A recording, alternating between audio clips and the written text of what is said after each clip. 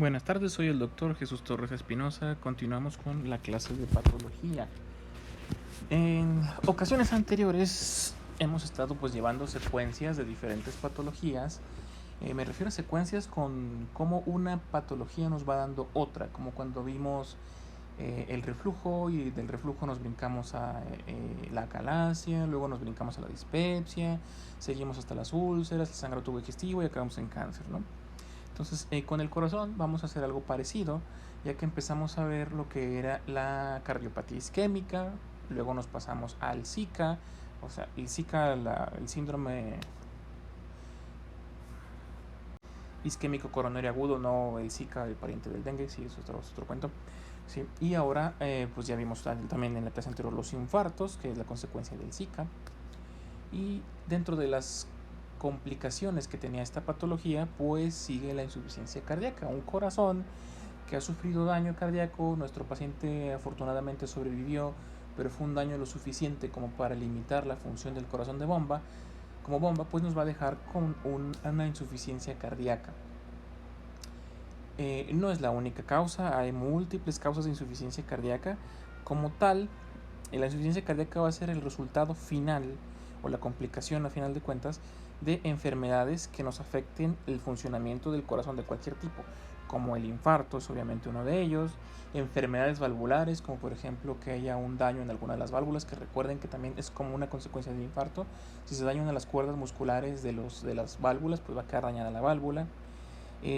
Cuando dice aquí este apartado de alteración difusa del miocardio, pues nos referimos a un infarto propiamente, destrucción masiva o extensa de los cardiomiocitos, igual por necrosis en caso de un infarto, o sobrecargas sistémicas. Estamos hablando de pacientes que tengan algún problema para manejar sus líquidos, como la insuficiencia renal, o que estén teniendo una precarga muy grande, como sería en el caso de los pacientes con hipertensión arterial, que pues la presión arterial elevada hace que el flujo sanguíneo sea más rápido, por tanto llega más sangre al ventrículo derecho, hay más carga en el ventrículo izquierdo, y esto pues a la larga del tiempo nos va a provocar problemas en la contractilidad del ventrículo.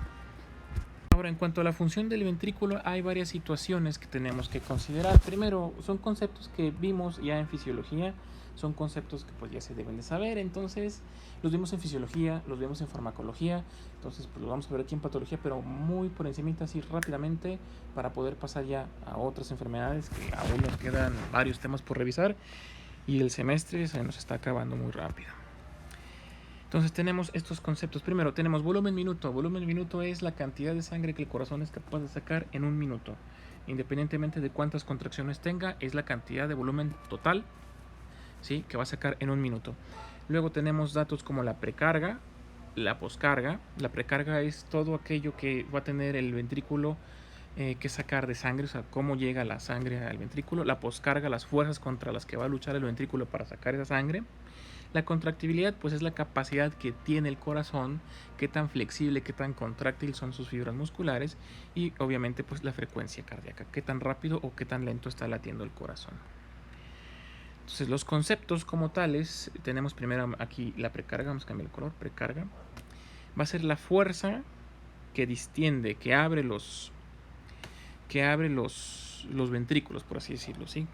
Cuando está relajado, en el caso de una diástole, o sea, como cuando llega la sangre que llega al ventrículo. Esta precarga pues va a depender de la volemia, cuánta cantidad de sangre circulante tenemos. Depende del tono venoso, ya que si están muy dilatadas las venas, pues no regresa mucho sangre, pero si están contraídas, sí. Y si existe también alguna cosa que limite la distensibilidad del ventrículo, ¿sí? Por ejemplo, que haya fibras muertas, que tengamos demasiadas fibras, que no tenga mucha capacidad de distenderse ya, que tenga algo que lo esté limitando. Eso sería en caso de la precarga. La postcarga va a ser la fuerza que se oponen a que el ventrículo se vacíe. Entonces, cuando ya pasamos a la sístole, cuando el corazón se contrae, es toda la fuerza contra la que tiene que luchar. Entonces, primero va a depender de la presión que haya dentro de la cavidad, la presión que se ejerce dentro de la cavidad. Luego, también dependerá del espesor de la pared, ¿sí? Y aparte, pues dependerá de la fuerza o la resistencia que le pongan los vasos sanguíneos a la hora de expulsar la sangre. Esto sería para medir esta función ventricular, pero lo vamos a dejar por un lado. Esta fórmula se utiliza para calcular básicamente la demanda de oxígeno, pero esto es de fisiología y no quiero revolverlos mucho con esto todavía. Ahora, otros dos factores que nos van a influir, obviamente, pues claro, si tienen la duda, quieren saber de qué trata la fórmula, háganmelo saber por los mensajes de WhatsApp y con todo gusto se las explico. Hacemos un video corto específicamente para esto. Ahora, los otros dos factores que teníamos era la frecuencia cardíaca y la contractibilidad. La contractibilidad es la fuerza, ya sea mayor o menor, que va a desarrollar ese corazón en las condiciones de precarga y de poscarga, ¿sí? Qué tan capaces de estarse contrayendo para sacar la precarga y la poscarga. Va a depender de qué, de la estimulación simpática, estimulación nerviosa, que va a incrementar la fuerza de contracción, ¿sí? Y de la interacción entre las fibras de actina y miosina, que va a estar mediada por el calcio. Una cosa que quiero recordar desde nuestras clases de de farmacología, es que los antagonistas de los canales de calcio, o los bloqueadores de canales de calcio, mejor dicho, no se utilizan en estas patologías, en la insuficiencia cardíaca. ¿Por qué? Porque limitan la entrada del calcio, y si el corazón ya débilmente está teniendo poca fuerza de contracción, nosotros al meter un bloqueador de canales de calcio disminuimos más esa fuerza de contracción, entonces podemos complicar a este paciente. Al contrario, lo que buscamos es que nuestro paciente mejore su contractibilidad del corazón para expulsar un volumen minuto más eficaz. Frecuencia cardíaca. Recuerden que el gasto cardíaco, o sea, la sangre que saca el corazón en un latido, va a ser proporcional, no linealmente, a la estimulación simpática. Si está estimulado por el sistema nervioso simpático, se incrementa la frecuencia cardíaca. Si está estimulado por el parasimpático, se disminuye la frecuencia cardíaca, ¿sí? En la insuficiencia cardíaca predomina un estímulo simpático, tratando de compensar esa falta de contractibilidad, esa insuficiencia de la válvula, de la bomba. Para este asunto de lo simpático y parasimpático, les recomiendo vayan al canal y se vayan a las clases de farmacología. Tenemos unas clases de farmacología sobre, al principio tenemos unas clases sobre los simpaticomiméticos y parasimpaticomiméticos. Ahí viene explicado todo lo del sistema nervioso, tanto simpático como parasimpático, por si les hace falta recordar, ¿verdad? Que como difícilmente tienen dudas, supongo que son muy capaces, entonces se lo aprendieron muy bien la primera vez que lo vimos. Luego, ahora en caso de la insuficiencia cardíaca aguda grave, vamos a analizar un poquito la dinámica de la circulación, cómo se va alterando. Primero, tenemos esa lesión grave que provocó que nuestro corazón como bomba empezara a fallar. Entonces, eso provoca una disminución del bombeo cardíaco. ¿Qué pasa con esto? Esto lo que va a generarnos es que haya un descenso en el gasto cardíaco. Entonces el corazón empieza a provocar, a sacar menos sangre. Esto va a estar medido por vasoreceptores y quimiorreceptores. Los vasoreceptores pues miden la presión y los quimiorreceptores pues miden el contenido de la sangre, ¿no? Entonces esto se va a notar en ellos. Esta disminución del gasto cardíaco y mediado por los vasoreceptores y quimiorreceptores pues nos va a activar al sistema nervioso simpático, ¿sí? ¿Para qué? Pues con una intención de incrementar el gasto cardíaco. ¿Qué va a hacer esta estimulación simpática? Pues nos va a incrementar la presión arterial, incrementa el tono arterial, entonces va a incrementar la presión arterial, va a incrementarnos la frecuencia cardíaca, ¿sí? Que esto a un corazón que ya está dañado, que está cansado, no es beneficioso, ¿sí? También se supone que nos debería de incrementar la fuerza de contracción, ¿verdad? Pero, insisto, no es beneficioso porque va a incrementar todo esto la demanda de oxígeno, ¿sí? Se va a incrementar la demanda de oxígeno, que el corazón no es capaz de alimentarse del oxígeno por su misma falla. Entonces simplemente vamos a provocar que ese corazón se canse más rápido, se dañe más y acabamos teniendo una falla catastrófica en nuestro paciente, ¿sí? Ahora, dentro de la fisiopatología, primero tenemos que debe de haber presente una agresión hemodinámica, algún tipo de agresión. Precisamente una agresión estructural, como los infartos, la sobrecarga por presión. Aquí hay que recordar la ley de Frank-Starling en este asunto de la sobrecarga por presión. En esta ley de Frank-Starling se refiere al corazón, en la cual entre más se distienda el corazón, más fuerza de contracción, ¿sí? Entre más sangre le llegue al corazón, más se destinan las paredes, más fuerte se va a contraer. Pero esta ley de Frank Starling tiene un límite. Va a llegar un punto en el que va a llegar tanta sangre al corazón y las paredes van a estar tan distendidas que no van a poder hacer la fuerza suficiente para sacar la sangre. Es como, por ejemplo, ustedes tienen, no sé, toman una pelota de goma, ¿no? Que quepa en la palma de su mano. Si cabe en la palma de su mano, ustedes la pueden apretar, ¿sí?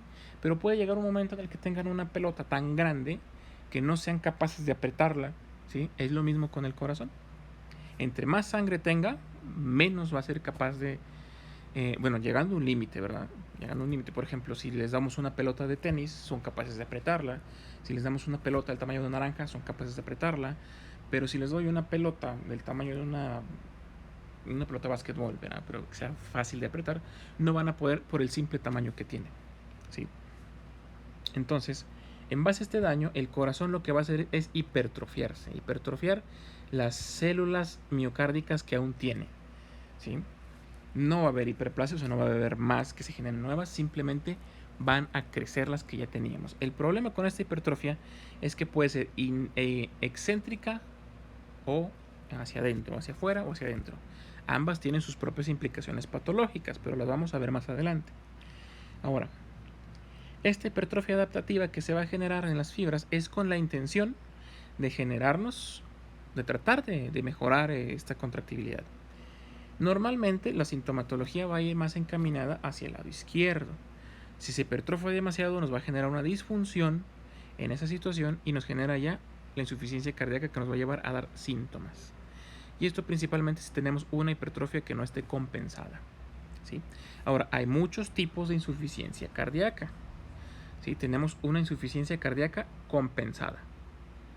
¿Qué quiere decir? Quiere decir que nuestro paciente, su corazón no está funcionando adecuadamente, pero diferentes cambios fisiológicos, tanto en la presión arterial, en la frecuencia, en el volumen, en los electrolitos, mantiene al paciente casi normal, casi sin síntomas. Entonces está compensado.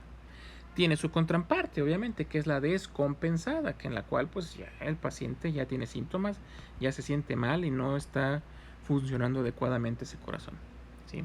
Tenemos según el lado del corazón que se afecta. Entonces vamos a tener izquierda o derecha, ¿sí? Porque pueden ser diferentes afectaciones. Puede estar afectada, por ejemplo, la válvula tricúspide y eso nos va a dar una insuficiencia cardíaca derecha. O podemos haber tenido un infarto en el ventrículo izquierdo y eso nos da una insuficiencia cardíaca izquierda.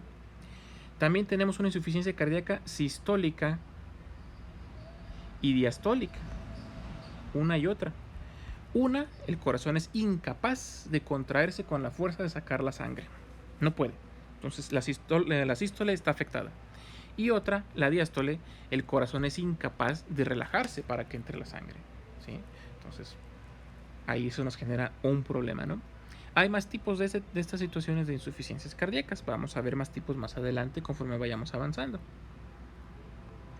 Sí, va a ser una clase un poquito pues larga, pero vamos a tratar de verla rápidamente porque ya vimos varios de los temas que se necesitan para entenderlo con facilidad, ¿sí?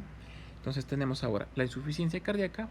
Vamos a irnos primero por la disfunción del ventrículo izquierdo, porque también hay insuficiencia cardíaca auricular, pero si recuerdan, cuando mencionamos en la clase anterior, un 80% de la sangre de las aurículas que pasa a los ventrículos va a caer por gravedad, entonces no requerimos que la aurícula haga gran esfuerzo, solamente que se abran las válvulas, ¿sí? Ya el otro 20% pues cae cuando se contraen, ¿sí? Ahora, primero tenemos la disfunción ventricular a causa de una lesión. Eso nos genera hipertrofia. La hipertrofia, como decía anteriormente, es concéntrica o excéntrica. Concéntrica que va hacia adentro. Entonces esto nos va a generar una disfunción diastólica, ¿sí? O una insuficiencia cardíaca diastólica. ¿Por qué? Porque se hizo más chiquito la luz del ventrículo. Porque se invadió de músculo, entonces le cabe menos sangre. O la otra, en el caso de que sea excéntrica, que crezca hacia afuera, entonces sí hay una buena cavidad, pero como hay demasiadas fibras musculares, no son capaces de contraerse suficientemente fuerte para sacar la sangre. Entonces, si es una hipertrofia concéntrica, será diastólica. Si es excéntrica, será sistólica. Esto es cierto tanto para disfunción izquierda como derecha. No es específicamente del ventrículo izquierdo, ¿sí? Ahora, esto nos va a generar una limitación en la tolerancia al ejercicio. Obviamente un paciente con poco gasto cardíaco no va a tolerar hacer mucho ejercicio. Es donde va a empezar a notar sus síntomas a la hora de hacer actividad física. Esto es pues porque se disminuye el gasto cardíaco y porque se van a incrementar las presiones pulmonares. Entonces, uno de los datos predominantes de las insuficiencias cardíacas va a ser la disnea. Esta disnea la vamos a clasificar en 3, igual que en el infarto, igual que en la angina. La vamos a clasificar en de pequeños, de medianos y de grandes esfuerzos, ¿sí? De grandes es la más leve, porque puede hacer un esfuerzo casi normal, a lo mejor correr, brincar, mover, hacer ejercicio en la construcción, mover con una pala, excavar un pozo, no sé, ¿sí? Y hasta entonces le dará sintomatología. De medianos ya no está tan normal, o sea, ya tiene que ser algún tipo de ejercicio muy moderado, a lo mejor con caminar una distancia más o menos prolongada se cansa, y de pequeños esfuerzos se cansa hasta con ver la tele. No literalmente, o sea, se cansa con caminar unos pequeños pasos, a lo mejor se cansa con moverse de la cama al baño, ¿sí? Y eso nos marca una gravedad. Entre más pequeño es el esfuerzo que provoca la disnea, más grave es la patología que tiene nuestro paciente. Hasta aquí terminamos la clase de hoy. Continuamos mañana con la insuficiencia cardíaca.